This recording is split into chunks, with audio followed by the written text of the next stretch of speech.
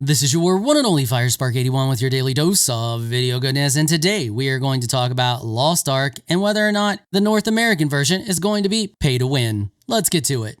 So first off, of course, Lost Ark is going to be completely free to play, which I know for me and many other people out there immediately sets off red flags where you're like, is it going to be pay to win? Is it going to be super greedy? Is there going to be loot boxes? Is there going to be this? Is there going to be that?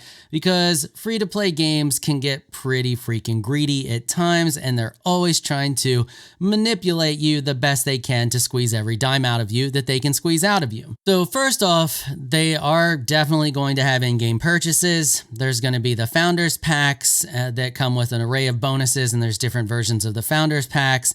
There's also going to be bundle packs for different types of content, and there's going to be bundles released alongside new content. The game store is going to have just a ton of cosmetic stuff because everybody knows over here in North America, cosmetic microtransactions do really well for games, and I'm sure they do really well for games in other countries as well. But over here, we've gotten used to the everything is unlockable some point, even if it's grindy, and you pay for a cosmetics type model. And it looks like that's kind of where they're going to be going with things. And of course, they're going to have a separate little store tab that's going to offer you special rotating deals to try to, be like, oh, look at this skin. It's on sale. Come get it. And lots of games do that. I know Path of Exile does that a lot. They always have different deals on everything from storage to different cosmetics. So they're not doing anything there that we have not seen before. They also boast the in-game player trade, but I've noticed from the closed beta, there are a lot of things that are not tradable, that are account bound once you use them. Now they're tradable until you use them, but once you use them, they become bound to your account, which is fine. But there are also some things that just are not tradable. So let's talk about a few of the larger business model changes that they are making for the North American version to set it apart from its counterparts. The first thing they want to do is make sure that everything in the in-game store is purchasable without having to buy the currency to purchase it. And to do that, what they are going to do is allow you to earn crystals, which those crystals will be used to buy the things from the in-game store through the player-run exchange. Now, this kind of sounds to me like it's going to be similar to what Warframe does. Now, I'm still working my way through a lot of content in the closed beta. I haven't even found the player auction. I don't even know if the player exchange or trade, whatever it's called, is in the game currently for the closed beta. They have mentioned that the closed beta is going to contain remnants of the original business model, so don't get worried if you see that stuff.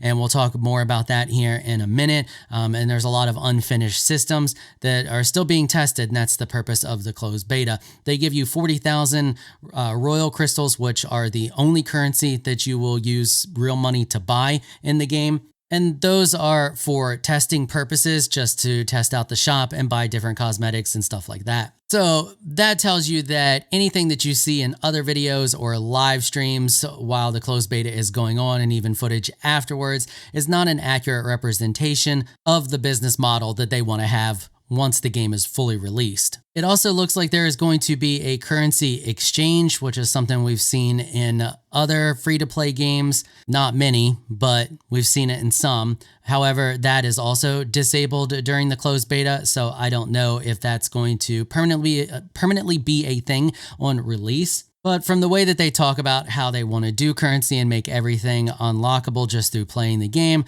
I would think it's a pretty safe bet to say that the currency exchange is actually going to be a thing once the game is released. Now, some things, of course, will not be purchasable through anything other than real cash, things like the Founders Packs, services, and name changes, stuff like that. So another large change that they're making is in the pet system and how the pets work. So in the other versions, players had to rent features on their pets, and you can still see that in the beta now. The pet rent feature the rent pet feature is still there in the beta, but they want to remove that. You do get a pet for free, so you don't have to buy one. Previously, you had to buy your pet. And the reason you want pets is not only do they come with those special features, but they also pick up things for you, so they auto loot so you don't have to loot, and that's a big sell point for pets. So right from the get-go, and this was or is in the closed beta, is that you just unlock a pet right near the beginning of the game. I think it's about 5 hours in I played, and I got my first pet. It's a little rabbit, and it comes standard with the auto loot feature. That auto loot feature will come standard on all pets that you buy because, of course, they're going to have pets for sale. Those pet purchases are permanent. Apparently, I'm guessing they were not permanent. So not only did you have to rent a pet, you also had to rent features on the pet and other versions, which just sounds super greedy. So in the North American version, you will buy a pet. If you want to buy a pet, you'll buy a pet or you'll grind for a pet, one or the other. That pet will be permanent. That pet will come with the auto loot feature. Fantastic. Then the additional features that you would have to rent separately on your pet for 30 days just come instead would by default on the Crystalline Aura benefits. Now, from what I can tell from what I've read and looking into it on the closed beta, the Crystalline Aura is basically their premium payment. So like how you would pay your $15 a month for WoW or whatever. Instead, you purchase whenever you feel like it, a 30-day subscription to the Crystalline Aura. And that just gets you a bunch of benefits, like being able to use the Triporter for free instead of it charging you silver every time you want to do it. Ocean liner fee is 50% off. Your daily rapport action tries are increased by 1. Your life naturally regens 10% faster, usable, just a bunch of different perks and bonuses if you buy this. So it's like your premium subscription if you want to do that, and it lasts for 30 days. You should also be able to just buy it with the crystals. Currently in the beta, it costs 420 of the crystals that you can get in-game, not the ones that you pay for in cash. So that means if you want to, it is possible to just grind for that premium subscription experience. And if you do that, you will increase the functionality of your pet.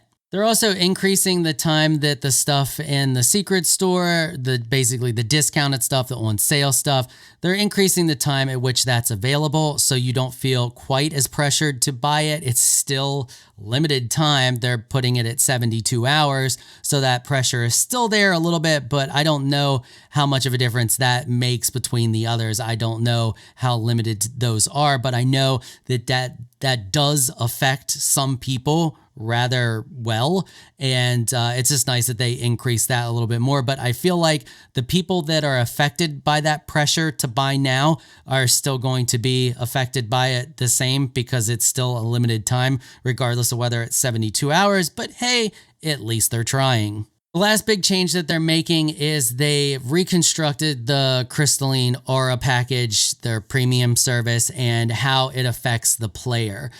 They've removed pay-to-win advantage mechanics, so things like increased move speed, increased combat experience, that stuff has been removed and been replaced with other things like free travel on the triports, the pets, and half-price chip tickets, and other little quality of life things that aren't necessarily pay-to-win. And if you're wondering, well, how exactly would that be pay to win if that was a thing? That is because this game does have PvP. I haven't got into any of the PvP. I don't know what it's all about, but I know it has it. And apparently in the other versions, you would retain those perks even when you were doing PvP. So it's just straight up pay to win. And they're just doing their best to remove all that nonsense from the North American version because, you know, we're not going to put up with that. So overall, I think we're going to see a pretty neat hybrid monetization system here. Something on the lines of a combination of League of Legends and Warframe. And I got to say, I'm okay with that. I love free-to-play games that aren't pay to win and aren't crazy greedy, that allow you to unlock everything, even if it's a little grindy at times. Like there's a fair amount of wiggle room when it comes to grind. I feel like there are some games out there that are absolutely egregious when it comes to the grind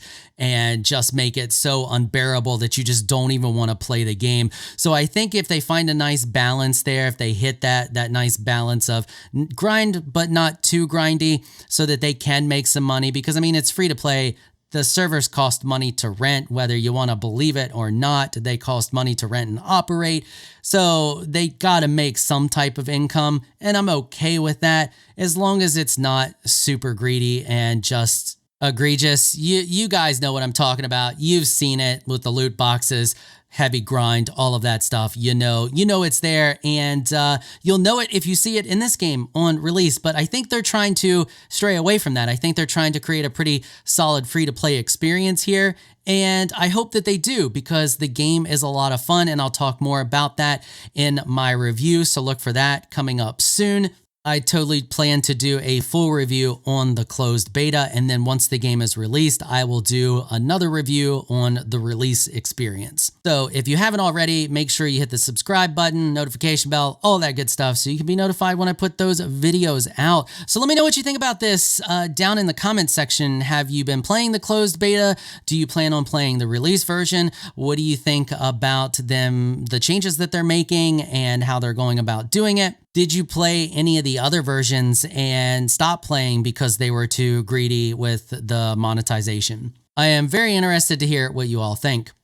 All right, that is going to wrap it up for this episode. If you like what you saw, consider hitting that sub button. I want to give an absolutely massive shout out and thank you to my supporters on Patreon for making this episode possible. Y'all are absolutely amazing people. If you would like to join my elite crew of Patreon supporters, please check out the link in the description below. If you enjoyed this video, please leave a comment down below. Let me know what you thought. If you're shy, you don't like to comment, just hit that thumbs up button and share your support. Until next time, thanks for watching.